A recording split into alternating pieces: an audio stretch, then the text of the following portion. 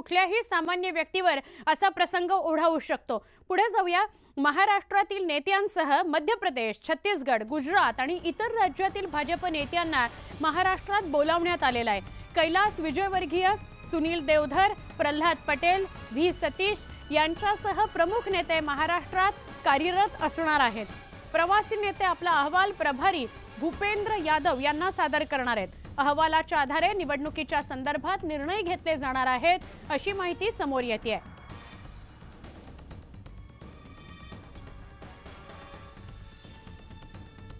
देशातले भाजपचे नेते महाराष्ट्रात येणार आहेत, म्हणजे देशातल्या काही महत्त्वाच्या नेत्यांना महाराष्ट्रातल्या विधानसभा निवडणुकीची जबाबदारी देण्यात आलेली आहे।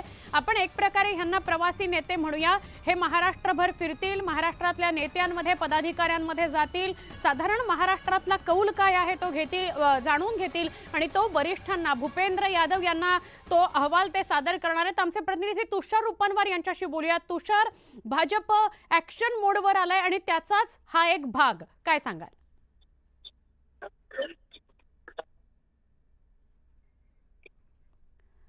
तुषार, तुमचा आवाज आमच्यापर्यंत पोहोचत नाहीये। तुषार रुपनवर आपल्याला अधिक